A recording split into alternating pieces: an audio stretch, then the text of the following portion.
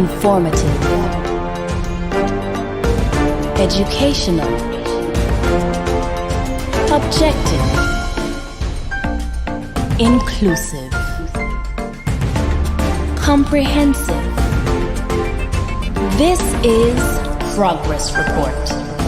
Updates and conversations from the Government Information Service.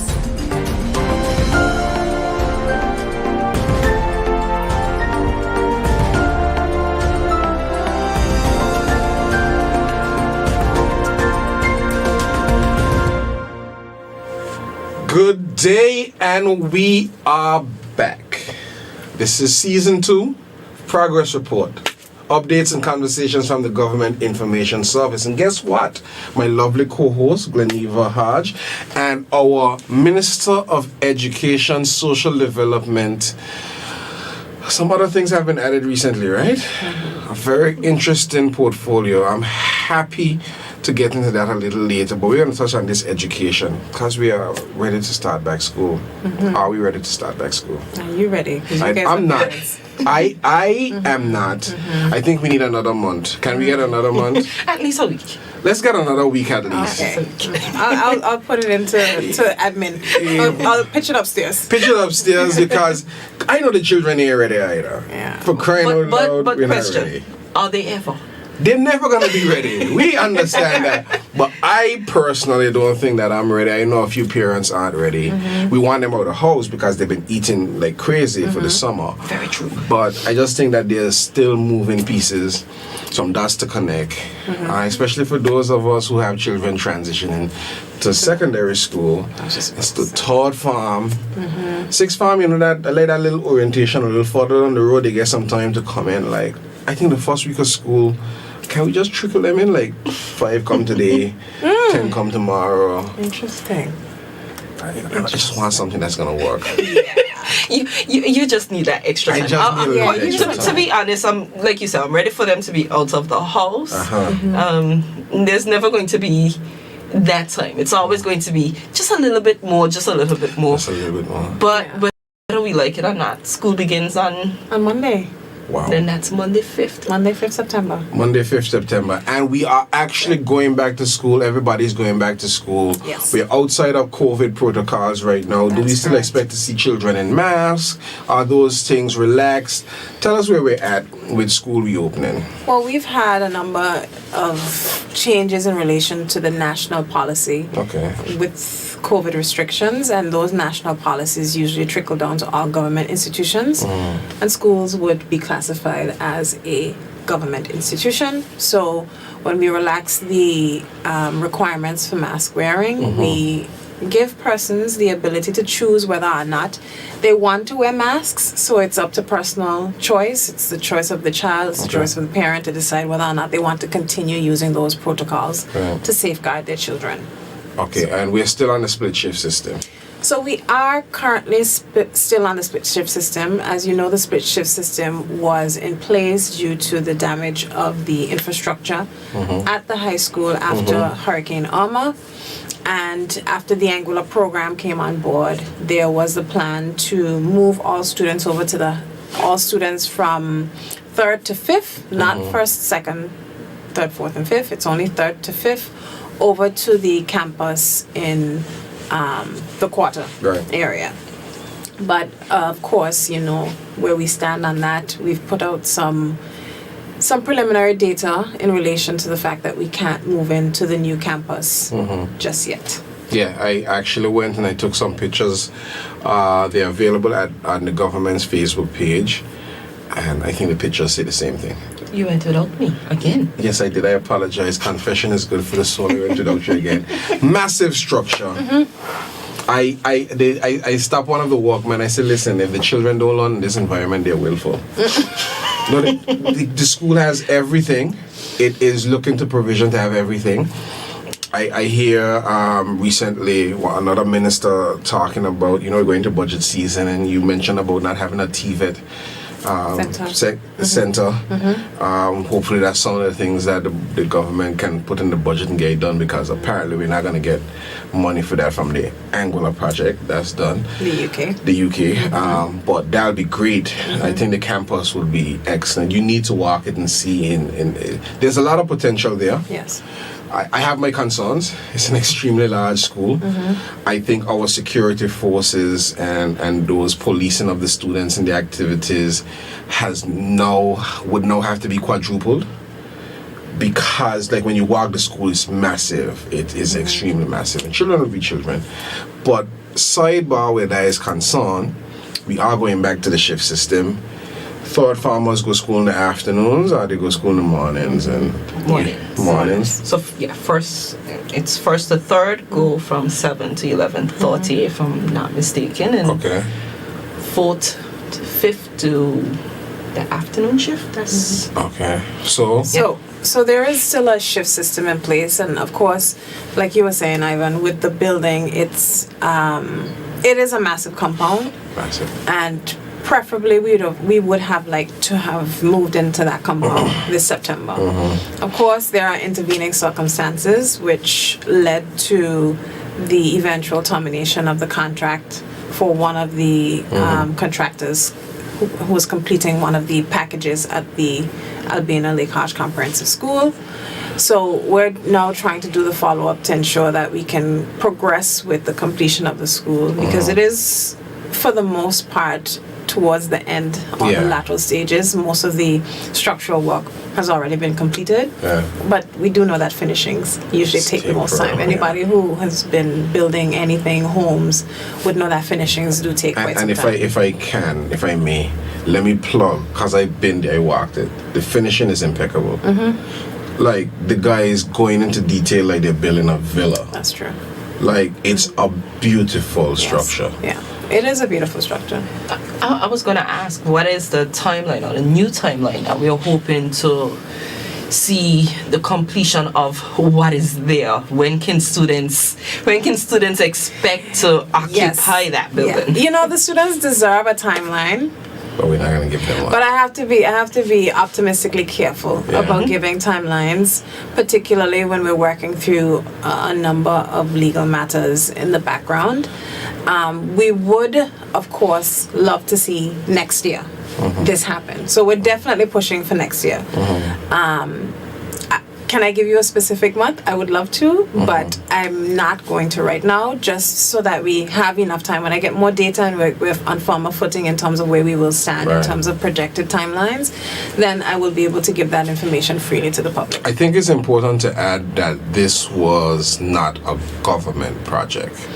No, not in the context of it. This is a UK funded project which was managed by the Anguilla Program Board, and which is in partnership with the FCDO and the government of Anguilla. And then you would have had the Education Sector Reformation Committee, which we came into. Which when we were elected, we came into. There was already a committee in place who would have been overseeing the award of contracts that they had made in 2018, 2019. And the funding for that project did not come from Anguilla. It wasn't coming from our budget or from Treasury. It was coming from the UK Foreign and Commonwealth Development Office. And they had made ensure to have project managers on site to be able to manage these projects and be able to indicate where and when and exactly how we would be progressing with the timelines of these projects. Right. I just had a bit of a follow-up. You said that you don't want to give a month next year. Is it possible, just putting this out there, is it possible that if it's completed mid-school year, that you can see a shift? Is that something that's being considered, that you would see a shift into the buildings before the beginning of the next school year? Yeah, we're planning for all eventualities. We obviously right now we've had to employ security to secure the site round the clock to ensure that materials are not stolen, so that we can ensure the completion of the building. And we're of course going to be doing as much as possible to prepare for the full shift into the unit, because the particular part of the compound that has not been completed is the part of the compound that's almost a central block. It's the block that's most important because it houses your teaching staff, most of the classrooms, and all of those administrative blocks. So it's we just have to go back and ensure that if we make the shift, or if we are completed mid-year, that it's not too disruptive for the children. That's always the marker. Is it going to be too disruptive, or is it going to be the best move in the best interest of the kids? That's all we're considering. So one other question before we dive into another piece of a matter I want to touch. You want another one, John? Yeah, so one each. One apiece. One apiece. So let me ask mine first. If it's not the same one. So what's going to happen to Campus B? Campus B is going to continue. As Campus B? Yeah, because so third, fourth, fifth, sixth will be at the new site. Third, fourth, fifth. Third, fourth, fifth. Yes. What will happen to sixth? So sixth form, we have some transitioning plans with the ACC, but that also depends on how we get more money for constructing more classrooms for the ACC. So that's what we're working on right now. You just get me in follow-up question problems. So one more before you're two. You get two. I only need one. You only need one? So third, fourth, fifth will be there. First and second are going to be First and second are going to be at Campus B. That's correct. Wow. I think I'm going to leave that one alone. Okay. Go ahead. I think I know where you're going with that, Okay. and we could leave that. We can leave that for when we're closer to completion. Okay, yeah. We'll do it. But I do have one that, as I don't know, Ivan, you've done this now for the past 2 years. That 7 o'clock shift. Is that something that once the move into the new campus, that we can expect to continue the shift system, or? So no, we're not looking to continue the shift system once we move into the new school, but we are looking at amending the school hours. I think it needs So to the stay at school 7. hours are going to be amended. When I say in terms of the length of the school hours, that is probably going to change. Most of the other Caribbean territories end the school day at 2 or 1.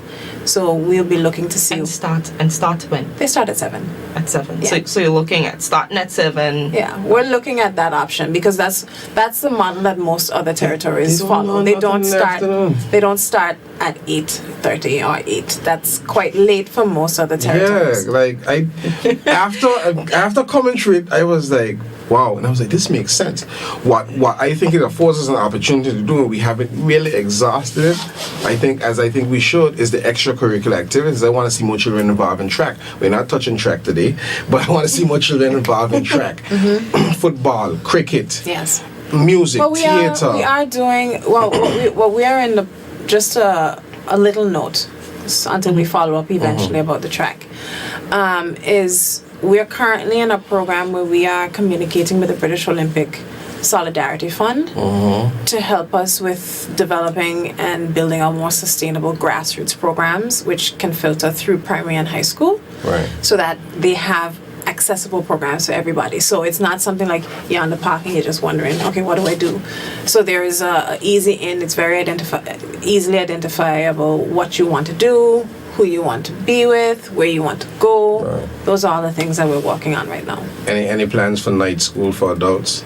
I mean, we don't have GD programs. We are so- looking. Well, what we are looking at, we have been looking at a IT and digital skills program for adults. That's what we have been looking at. Through We the have ACC, well, the ACC can be the partnering institution, but we have had some investors indicate that they have some partners in the U.S. who offer these courses to upskill adults in these programs, which allows them to work remotely from Microsoft and Amazon, which I think is a good potential. And we are just looking to see whether or not we could use. We have an updated. Not something that people know, but we've updated the library computer room. they should know. We had a very nice pictures in the press release. You should know. That is true. We've updated some of the computers in there so that we can eventually use that space for that purpose as well. Nice. Yeah, I was gonna just ask in terms of those additional classes for adults, if there's any consideration for adult literacy. We are looking at it. I mean, the thing about education is that it has been quintessentially only imagined in relation to primary, secondary, and maybe the ACC and the open campus. But it is really, education is very expansive. It relates to people who are trying to find digital literacy or trying to become literate after not really having a lot of exposure to the education system, and it covers everything and everyone. It is quite a large task to take down, which is, I think, the primary challenge with the resources that we have. But there are a number of programs out there, and if persons are willing, that's always the biggest thing. If persons are willing, then we're willing to make a way. Minister, I sorry for going to go. That's okay. I just wanted to pause and tell you thanks and commend you, because I've said it before, and I'm going to say it again. Education and social development isn't a ministry that you see a lot of tangible things. But there is so much work that has gone into your ministry since you've come into that post. I mean, it's no small feat. Dreads and everything that was accepted. That was major for me. But I have earshot sometimes of all the things that you're working on. And the things that you mentioned right now, if people were to sit and say, what was that? They'd understand. You're creating opportunities that impacts our economy. You're shaping lives that impacts our GDP, that impacts how we position ourselves to the rest of the region internationally. That's where education and social development is going. That is the real bedrock of society. And I was on a job site recently, and I want to see more. I know TVET, the skills area is very, very, very, very, very dear to your heart. Yeah. She turned and she didn't No, want to. seriously, the skills area, TVET has been one of it has been underserved for Very so much so. long. I think people are starting to kind of forget about it or give up hope. TVET is one of those critical areas in society because you have all of the persons who maybe have not been able to be exposed to opportunity academically have been picking up opportunities in the skills area. Now, that's not to say that they can't ascribe or try to achieve something in an academic arena, but they just know that they're actually very well skilled in these areas. But what has happened is that their experience in these areas hasn't been recognized. And what we are working on, or what I've put over to the community college, is working on a recognized prior learning accreditation and certificate for persons who've had years in the industry, years of experience, to be able to say, well, my experience is equal to this academic achievement. Okay, so let me break that down for you. We have skills tradesmen, we have contractors that don't have that paper. But what you're working on now would give them that, like honorary degrees. Their grandfather, and because they have the knowledge, they have the experience, they're gonna tell you, you put that 3/8 steel leg on bend in 4 weeks. You need a half inch. You need I'm on job sites, going around taking pictures, and I'll be entirely honest, it's no discredit to anybody here. It's no discredit to any one of the project managers or contractors, but there's a shortage of skilled labor on the island. It is, and it's always going to be an issue because, well, I'm not okay. Let me rephrase that. I wouldn't say that's always going to be an issue, but we can attract. I mean, people will have different interests, of course. So everyone's not going to necessarily be interested in skilled labor, but we do have enough people who are interested. It's just about ensuring that they feel comfortable in doing their best in that area. If you understand what I mean, because sometimes Put some respect on your name. Correct. So there's a lot of potential in Anguilla. We're looking at it, and this is what I'm trying to massage for the education system. I am trying a bit of a alternative approach, which is I'm actually trying to push my senior management team in education and all my administrators to look at how we can influence the education system to to push our students towards remote work.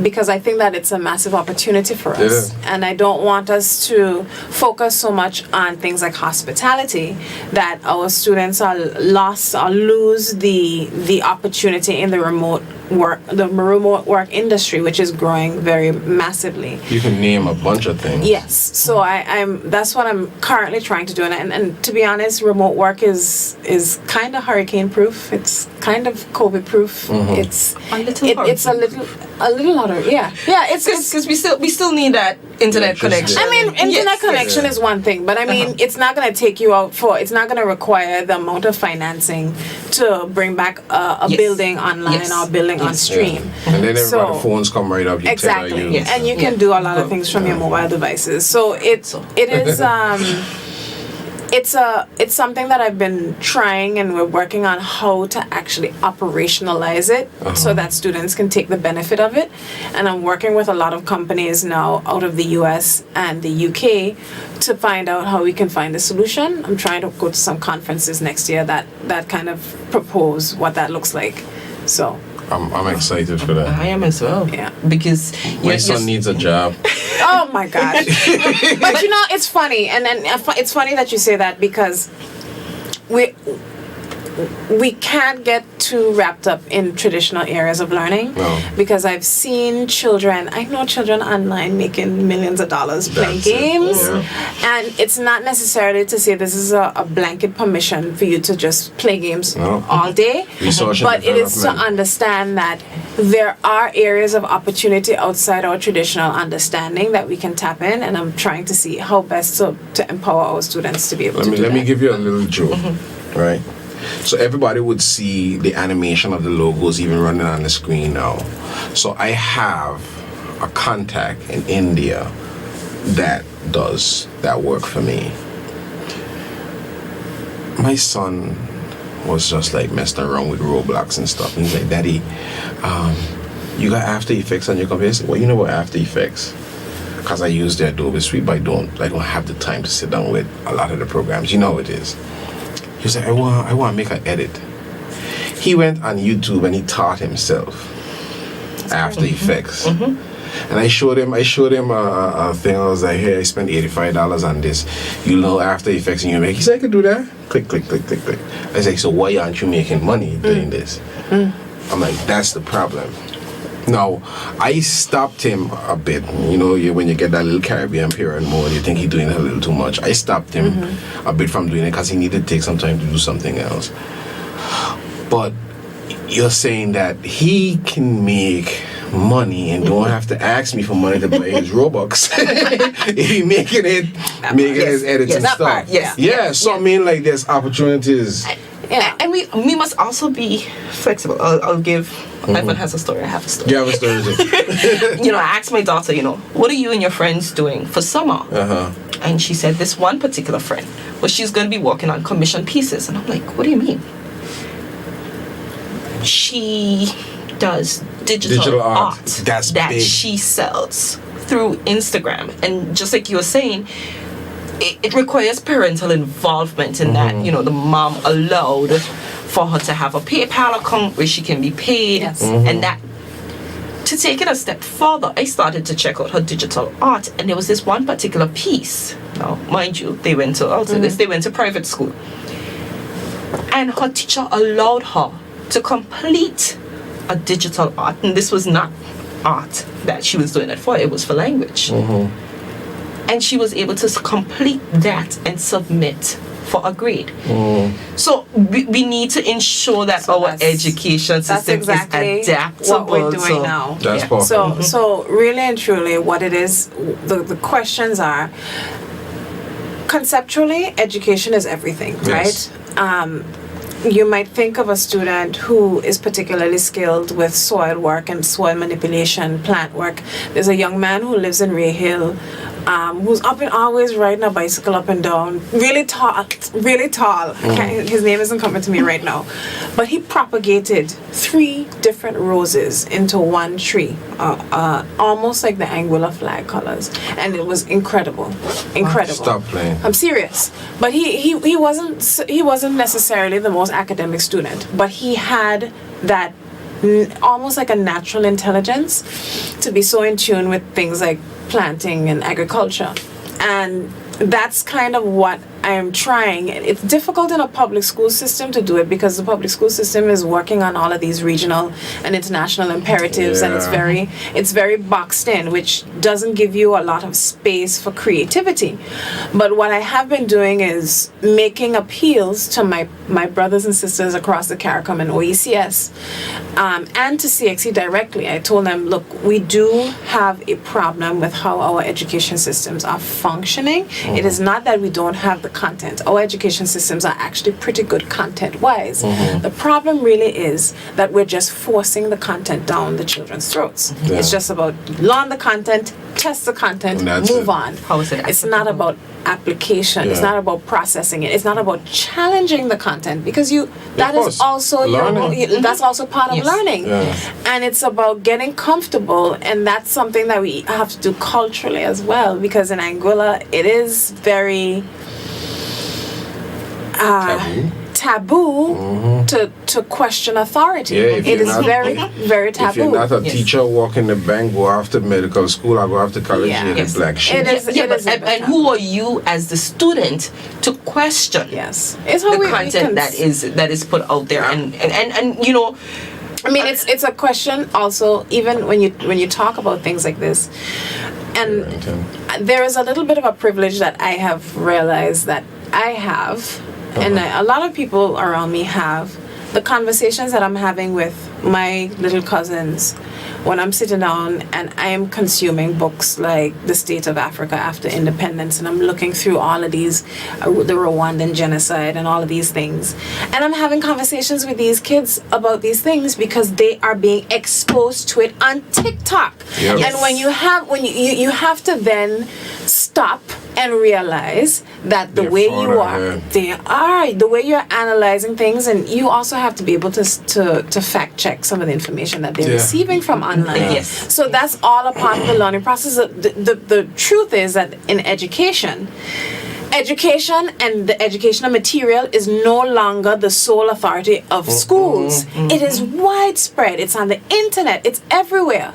What education is supposed to be about how you responsibly handle that information. How do I check the credentials of this information? How do I ensure that this is valid?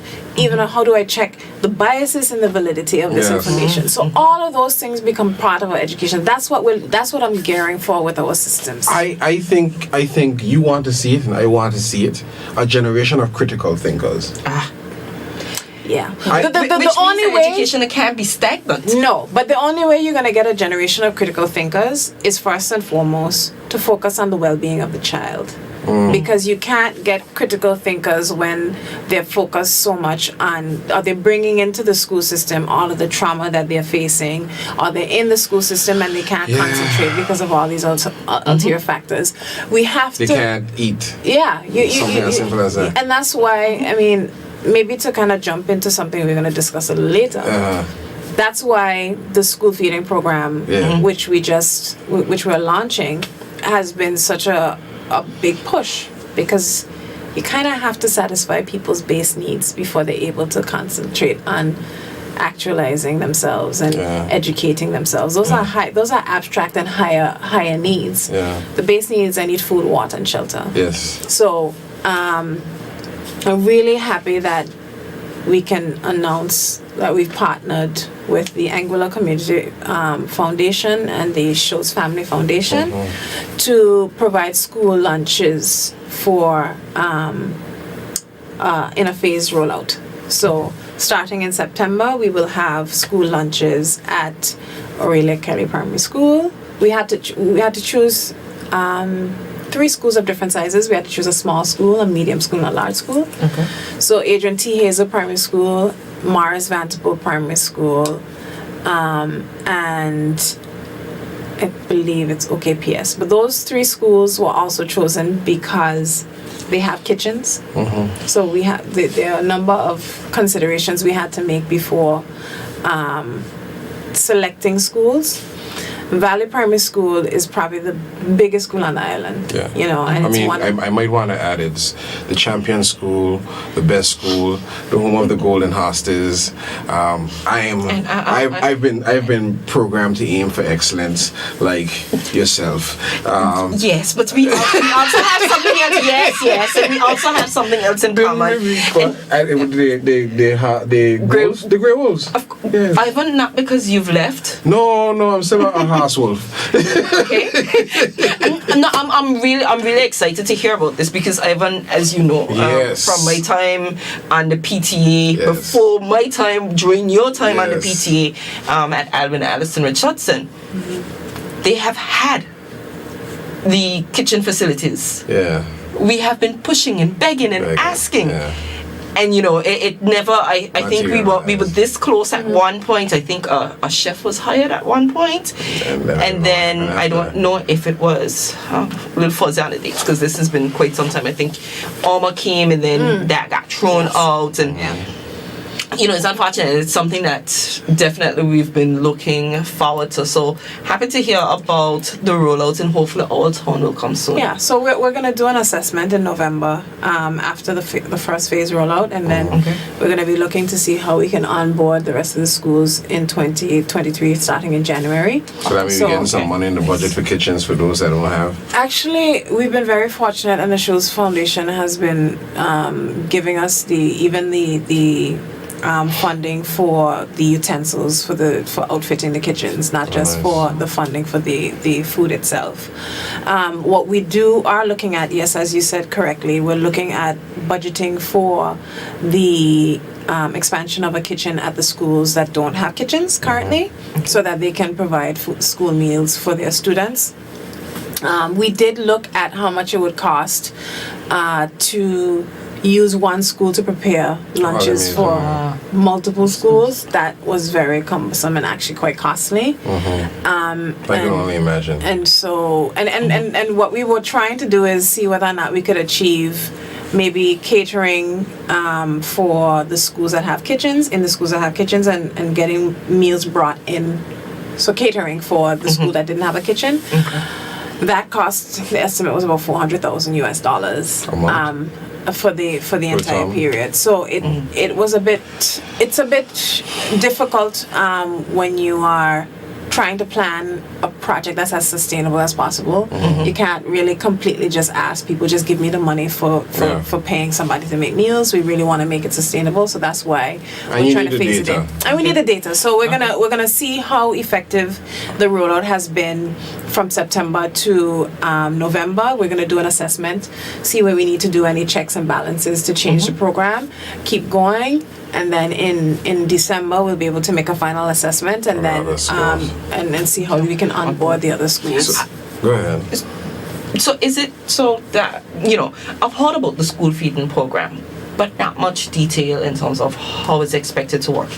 Is it that it's going to be a free lunch for all students, or some persons, those who can afford to, expected to contribute? How will that look? So this program is different from a lot of the other programs in that this is the first free school lunch program. We don't expect parents to contribute towards the program. And it's just going to be accessible for all the students in the school, which is why it was so costly when we did the assessments for catering, because you're catering for all the students irrespective of their socioeconomic status or whether their parents can afford it or not. So it's really a matter of you're not trying to you're trying to level the playing field. Just say everybody is welcome here, whether you're rich, you're poor, you're in between. You don't want the stigmas that are sometimes attached to we're students eating this accessing these food. programs. You don't want the stigma attached to it. You just want to say this is a free school lunch program for everybody. Everyone's welcome to access it. We we have a nutritionist on it, making sure that the meals are nutritious, making sure that the meals are healthy. It was our goal to ensure that our students were eating good food so that they could concentrate, so that they could build good muscle. All of those things have been a priority. Let me put a pin right here because you said something that I don't think, again, I like to pause. I'm not tooting your horn, but things happen not in silos.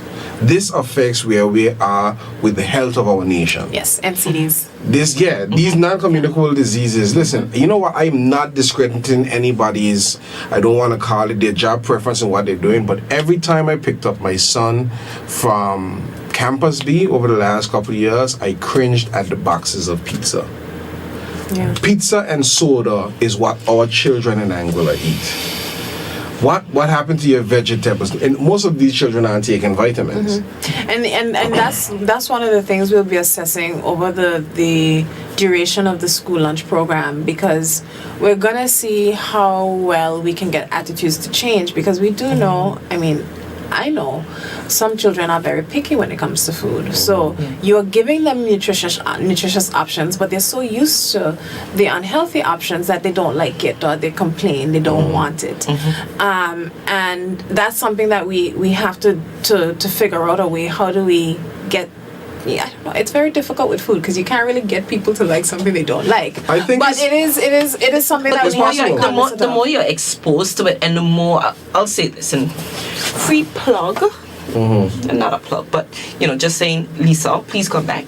I would say there are vegetables that even as an adult I did not like, but in the preparation, and I started with Fit Dish, and the way that the food and those vegetables were prepared, it's true, was nutritious, but it was more importantly delicious. It's true. It's true. And so I was able to gain a better appreciation for things that I'll say broccoli. I was used to broccoli. Boiled broccoli and put it on the plate. Boiled till it was brown and soggy and sad. And then I started getting roasted broccoli with some garlic on top, and I enjoyed it. And so there are ways and means that you can prepare the very same thing. The truth is, it's all about they're all cooking. There's all about techniques. They're cooking techniques. Right. So it doesn't have to just be like a cooking technique specifically for meat. It could be a cooking technique that you apply to vegetables. Right. And that's also a conversation that we have to be aware of when we're talking about the school lunch program, because we're dealing with children with vastly different preferences as it relates to food, and parents who have vastly different expectations as to what their children should be eating. Right. We do have a set menu that and of course you do have some limitations in that, because you're doing like food in mass volumes, you can't necessarily do the substitutions that we will. Students who maybe are vegetarian and stuff like that, we could make adjustments for them. So we'll be looking to see what's best and how we could best accommodate everyone within reason. That's totally exciting for me. I think it's necessary. I think, like the quote says, children learn what they live.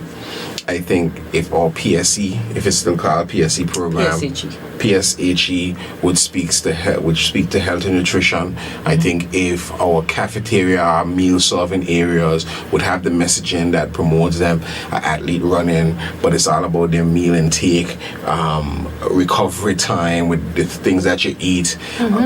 Get the messaging right, I think they'll be fine, because recently my daughter hated fish for a while. I thought she was Italian for some point, because all she wanted was pasta. And then Italians like fish as well. They like fish as well, so maybe she's still Italian. But she came to me and said, "Daddy, I could have some fish." I was like, "You don't eat fish." I said, "What are you doing?" I said, "Somebody tell you got fish on?" I was going to bake some fish. So I baked some fish, right? Baked some snapper. And she called me, she's like, "Daddy, that fish was bussin'." I said, "What?" I know they talk different now. So apparently bussin' is really good. Yes. Yes. And now she wants We fish. used to say swag, so don't You be mad. gay, don't date Don't us be mad all in at here. them. Listen. You know how she dated us? Because our word wasn't Oh, swag. yeah, that's right. Yeah, Yes, she Minister. just dated us. Yeah, we went way back there. Anyway, we're gonna. We're gonna get roasted by the Gen Zs, right? Yeah, they're gonna tell us about ourselves because everybody is listening and they're gonna tell us about ourselves. They're gonna stop us and go, swag, what's that? And what was Iowa? My daughter asked me one time, how was school in black and white? I near passed. It was picking up from school. I said, what? She said, and Daddy, I really don't like. She said, you only like coming to school because you had no internet and computers. And that's the only way for you to see your friends.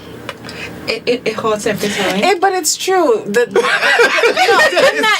can't even fault the kids because school She said it's has true. changed. It Like, has. Yes. School has changed fundamentally. These kids, I mean, my cousin, so basically he is sharing my my Apple ID. So I'm in cabinet the other day and I get a call and it's 2 girls calling my phone. I'm like, calling me on FaceTime. It's not just calling me on my phone. I'm like, who are these people? So I message and I'm like, hello, who is this? And the young lady responds, oh, I call in for Joshua. I say, but you know, I mean, and it's like, there's this like instant, very connected life that they live. They're hyper connected. They're hyper connected. So even when it comes to being in each other's physical presence, I mean, I don't know what they see it as, but they have it here in their phones. It's not. They have not stopped talking all summer. I mean, you speak about your son in Roblox. They stay in the house, and everyone is on their device, and everyone is playing Roblox In the together, house. right next to each other, Yes. on their devices, and then they call their friends, And you know, they'll join, and so they have created. I think where you're going with that in terms of school and what she meant was, you needed school to connect with your friends. They have the opportunities to connect with their friends outside of school. So school is no longer just the only space that they have for that sense of community. They have created these communities online. They have. And so it has changed how. And I mean, it's a lot for the education system to manage. I think the education system. I don't envy them. I don't envy you at all. Because no, I mean, I think even when you think about this, the senior management teams and the administrators, they can't relate. Like they just can't relate. It's completely different generations, completely different ways of thinking. Minister, not to cut you off. You said something that I don't think people understand, and it needs to be said again. That's the reality. You're not calling them down. They cannot relate. Yeah, If it's difficult. Me in my 30s have a little challenge sometime relating to my kids. I mean, I still see in black and white. She sees in color. She sees in avatar. But our educators aren't seeing this. So when the children attention span for a blackboard or a whiteboard, it's like, why am I doing this when they're accustomed of all this movement in their pupils, and that's what keeps them But you see, engaged. that's the thing. It's not just about the fact that they're attached to these electronic devices and that they're sensory. They have sensory overload all the time. There's an impact in terms of their cognitive development. So when you think about children, and this is just basic biological studies when you're talking about cognitive development and skills, when you find and you see babies who can sit down and go through an iPad and are able dexterously, they can move through things very quickly, that's just to tell you, the processing speed in relation to certain skills. So their digital literacy skills are much more advanced than most people. Most of us, and I can include myself in that category because there's a certain point where I have to call my little cousin and be like, I'm not going out with the TV. That has never happened to me. Yes, it never happened to me before. And you remember your grandmother doing that? My grandmother used to do it, and I'm not even 30 yet, and I'm calling my 14-year-old cousin to help me. So it's and that just goes to show, like, you can't. It's funny. It is funny because you have to bring yourself to. You have to humble yourself to the position of, I am still learning from these kids, because at some point in time, they will be controlling the art of the way. I think you've said something that is very important. For far too long, we felt like learning was up, down. And there's a shift. There's a major shift where learning is now bilateral. It happens, and I'm saying, I'm mindful not to say it's now down, up. It is bilateral. And until we are very open to the idea that it is bilateral, we are robbing ourselves of opportunities. Yeah, that is so true. Because I don't know if you've given thoughts, or even within the school system, if thought has been given to the opportunities for teachers to learn from. Yes, of course. The students. Yeah. Because, like, just like we learn so many from the children around us. But I'll give you an example. It wasn't as I don't think it came down to us learning directly from the students. But what ended up happening was the younger teachers, the teachers who are Gen Zers themselves. Yes, and we have those. Are the ones who were leading the charge when it came to the technological changes in Anguilla. They were the ones who were saying, like, we will then be the focus point, will then help other teachers get on board with these technological advancements and these changes.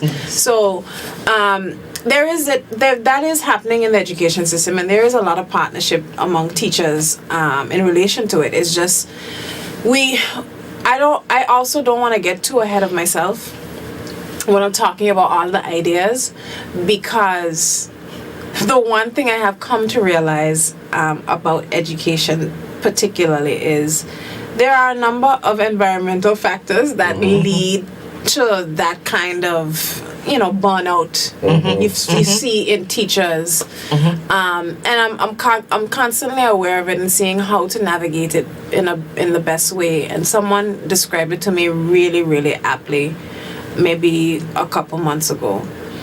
They said, you have a teacher who comes into the system fresh, wanting to do all these things, and then they get their run-ins with how things are, or with other people's burnout. So they come in fresh and they bristle into somebody else's thorn. So it's a rose coming into the system, but they grow thorns to be able to deal with the realities of the system. And then it becomes a bunch of roses in a system with thorns. So everybody's thorns are brushing against everybody's thorns. That doesn't sound comfortable. It's not comfortable, but it goes to show that have thorns in your thorns? We can't really But Aunt Rose Bush is pretty. They are. But it means that you get the pretty with the parts that are uncomfortable. There's a lot of uncomfortable things within it, and I always pause because I keep saying teachers are humans too. We sometimes underestimate the type of sacrifice it takes from them, to get up and go into a school. I mean, they are probably the only civil servants who don't sit in air-conditioned offices, who then have to put on their best and deal with everybody's issues and be counselors and be therapists and be doctors and be mothers. It's not easy, and even when I'm approaching all of these innovative ideas, I keep saying, for me, it's also about, I'm cognizant of these things, I want to be aware of them and be able to pursue them, but I also want to be able to address the underlying problems that have caused the burnout. Because you're not going to be able to, I can't just come in and import all of these ideas onto a burnt-out system, because the system is just going to be another thing that they try to introduce. So how do we breathe life into the system? How do we breathe life into the teachers? How do we attract more younger teachers? How do we attract more male teachers? Yeah, well, I mean, part of the male teachers thing is that the countries, it's not just Anguilla, need to stop characterizing teaching as a female profession. Thank you. I concur. And so why didn't you continue, Ivan? Why didn't I continue teaching? You taught me. Teaching gave me panic attacks. What? Yes. I'm certain my class could help contribute to that. Teaching gave me panic attacks, and it wasn't the teaching. You remember you said that thing about you caring and you wanting to do. Yeah, I did. The system isn't. I don't know what it is now. The system wasn't made for being innovative. The system in my time, no disrespect to who was ever teaching at that time, education officer, I didn't think it was a system that cared. I think the system painted everybody with the same brush. I understood that children learn differently and some aren't interested in the academics of things, but if you put a screwdriver in their hand, they're the best small engine mechanic you could ever find. I understand that some people are gifted and music is their passion. I would never forget when I was in school, a particular young man from Island Harbor come in school every day, no dunce. And he just get up in front of the class, suck his teeth, man, they're going on the rocks, catch me 2 ballyhoos. He left. He went to fish. He wanted to fish. Is he any far off worse today? Nope. He got house, car, boat, assets, can count, business, entrepreneur.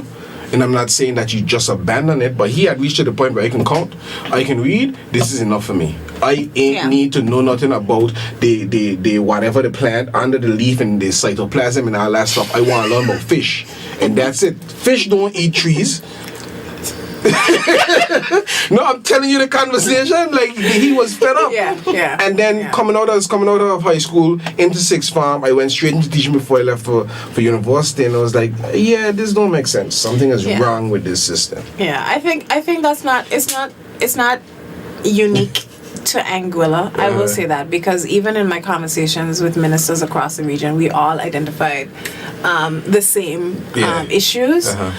What it is that in trying to address education in line with all of these international and regional things and standards, and you need universal child care, universal education, universal this, they want to be able to say they're achieving something. But when you break it down to the granular level, in stretching yourself so far, you kind of contract the quality that you're achieving, right. And the ability to actually pay attention, because you're again, and this is what I've been saying to CXC, to CARICOM, and to the OECS. I'm saying you have an end goal in mind, which is the exam at the end of that 5 years. The entire curriculum is shaped around that final examination. And what does that promise? Fair enough, because you want them to go to university. But here's the thing. If you take a child, and after all of these years of going through the system, and I speak for myself on this one, and you ask me about something I learned in fourth form, I cannot tell you. Well, I'll tell you what on the test, though. I cannot tell you. I can't tell you. I can't tell you what was on the test, and I can't tell you because the thing about it is when you are learning through rote or just to take a subject, what you end up doing is dumping your memory onto that paper and then releasing it. Yes. You're not actually then. Oh, I'm not saying I can tell you what the tests entail or what answers I put on, but I can tell you that I use sine, cosine, and tangent since I left school. Yes. But those are good. Those are still good things for kids to learn. Of course. But what I'm saying is we can't just we have to be able to find a way to ensure, and this is what they're trying to do through project-based learning, so that kids learn the soft skills, the more softer skills that go along with working in environments and teams, is let them apply whatever the learning that they're doing to something, so that there's something that they're applying it to. They're always having to test themselves. There's a level of desirability, but there isn't this artificial time pressure put on them, so that it's okay. Your learning stops after the test. Your learning doesn't stop after the test. Your learning continues. So then that mean we're gonna see some financial literacy introduced into our curriculum. Yes, and that is currently what we worked on. We had meetings with NCBA, with Liberty, with the mortgage company, and all other financial institutions, and the ECCB. We have asked them to extend we have a current financial literacy, very, very brief program that they do in the primary school, but they have indicated that they would extend that program, and they would work with us in building out a proper program which deals specifically with children and having relationships with money, which aren't toxic, because children will learn specific relationships from how they see their parents deal with it. And we want to be able to address those things so that, when you're looking at things like, countries having high non-performing loan ratios, when you dig down to it and you find out it's because people are afraid to approach the bank. Yeah. When things like they go past, they do data, they don't have enough money, then they don't know that this is an open dialogue you're supposed to be having. Yeah. So basically trying to change those relationships That's with money, exciting to so learn people about. have healthier relationships and they're able to deal with things a little bit. It's exciting to learn about. Yeah. I'm excited. I am as well. Maybe I might consider teaching part-time. It has to be a love. It cannot just be I love children. a job and yeah, that's it. That's why I left. It has to be an innate love. And then they wanted me to lesson plan when I didn't agree with the lessons in the first place. Oh dear Lord. You can imagine. I had to prepare to do something I didn't want. I had to prepare to do something that I didn't want to do. A maverick. Yes. I was. Yeah, I did. It was? As we wrap up, and Ivan has taken up all the time speaking about education. Why did I do that? I'm just gonna blame it on you. Education is always one of those heavy-hitting topics, and as you said, it's very broad. It's not just one thing. We are and should be and should aim to be lifelong learners, and the question is, how do we incorporate all of that with the limited resources? But moving beyond education, and Ivan kind of hinted a little bit at this in the beginning in his introduction, you've now added another bit to your portfolio. Tell us about that. So specifically, I've added creative industries and public engagement. Yes. To my portfolio. Can I do it again? Yes. Ivan is gonna want a whole. maybe we use this just as the introduction to it, and we get the minister back. Definitely. 'Cause this one is deep and heavy. This is a big one, and Can you share some exciting news though? What we are really working on is seeing how quickly we can roll out some legislation that relates to IP and creating royalties, because we want our local artists to be able to make money from the music that is their own. Yes. And then we want to be able to move from that to the establishment of an actual music industry, because right now we have an entertainment industry which is quite lucrative for people, but we want to be able to ensure that people can make money from their music, and that also goes past creative industries, also goes past simply artist development. We're also looking at fintech and all those type of industries as well, because there are opportunities there. There's some background work that we have to do in terms of strengthening our bank to be able to attract and get people into the startup culture here in Anguilla. But we're going to be looking at how we can build that out. If I may ask, I mean, Gleneva touched on something pretty close home to me with the young lady that was doing digital art. I don't know if anybody has Okay, so spoken I didn't say this, but I would share. We are working with an Anguillian, a local Anguillian. He doesn't live in Anguilla, he lives in Canada. But we are looking at NFTs and creating a conference here in Anguilla. That has to happen. A crypto conference.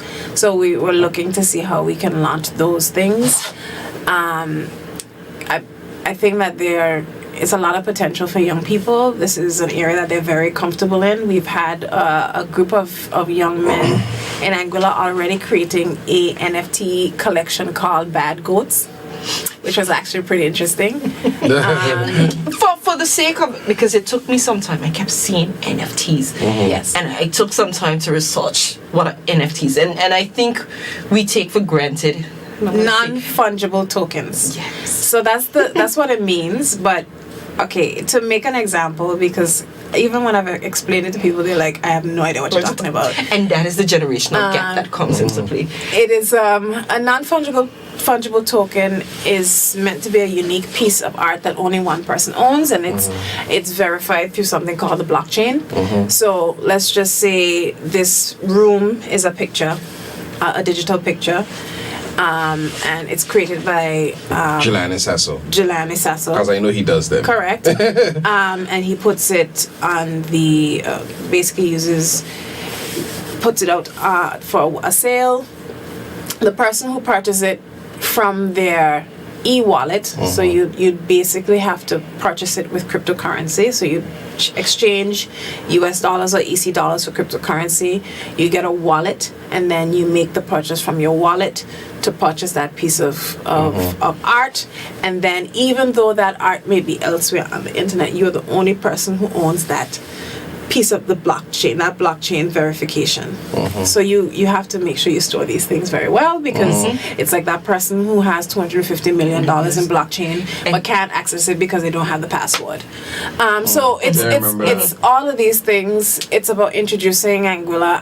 I'm not, what we are working on is how do we educate the community, because it is something new again, and people can be very resistant to things that are very new. And we do need to get people their literacy in relation to NFTs and cryptocurrency up to a certain level, so they can be the beneficiaries of it. We don't just want this to be something that people can come in and take advantage of. We also want our people to be able to take advantage of themselves.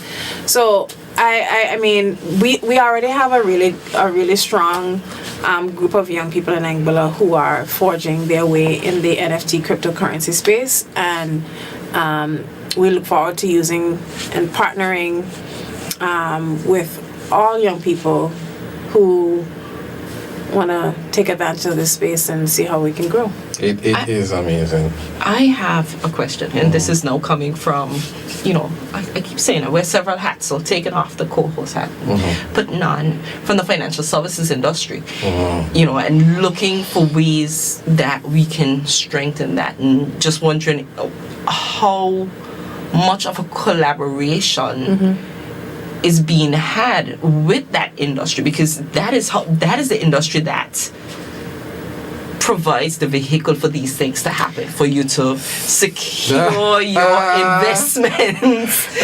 So there is one thing about NFTs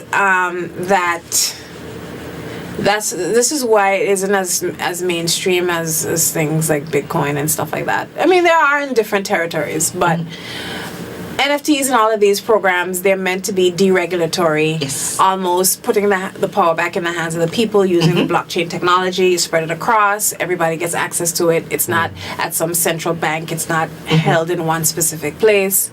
So there's going to have to be scope for regulation to be able to make this a governmental push, of course. That's going to be a prerequisite. But it's also about how do we safely do so that we're not disenfranchising the people who are intended to benefit from things like blockchain. Just be mindful that when I say industry, I don't necessarily mean the regulators. I'm going to stop both of you before this goes on for another 60 Dee-Ann minutes. has just put on her Miss Great and Universe smile. Oh, man. Yes. That is great. This has been a lot to digest. But the background of all of this is that we are back to school on Monday. Back to school on Monday. Learning is not what we think it has been. No. It's changing, it's transforming. No. We still have some kinks that we have to work through. We have some kinks we have to work through, and it's not a perfect science. And what I do crave is people's patience as we move through these transitionary stages. And as we kind of keep reaching out to get people more involved, we will be reaching out more to parents this year. Parents, we do want you to become more involved in the school itself, and this is specifically for our high school parents. We know that there's typically some level of fall off when kids transition to high school, but we're looking to enlist your support throughout this year. We want this year to be the highest year for parent participation at the high school level, so please I'm going to say one more thing. don't give up. I'm going to say one more thing. Yes. This is me all the time, stuff that's come to me right at the end. I am thankful for the lessons in the L's that we took. That's a line from one of your songs. So if anybody use that, coming to you, right? Okay, because you working on that legislation. Or that's a line of your music song. It ain't released yet. COVID, all those things created a shift in education as well. Yes. We went online with a lot of things. Parents had a lot more insight. Is there any plans, or would you like to see an app for education in Anguilla where we can communicate alerts? We are developing and will be rolling out in January 2023 an education management information system, which is going to collate all of that educational information, have parents be able to access all of their kids' records, upload all of their kids' information, not have to do anything coming in paper all the time anymore. So we will be launching that in January 2023. And we're going to touch that the next time we have you back. How soon can we have you back? Next week. There we go.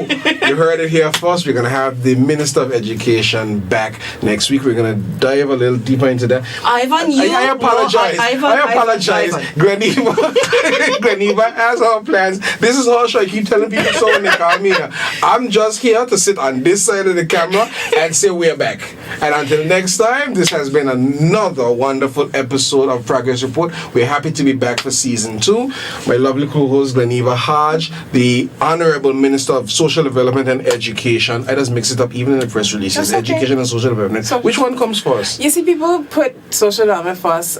Some people put education. It doesn't matter. It doesn't matter. No. Because once you say the words, it's fine. Once you say the words. I love it. And now what we add to it? Creative industries. And public engagement. Great.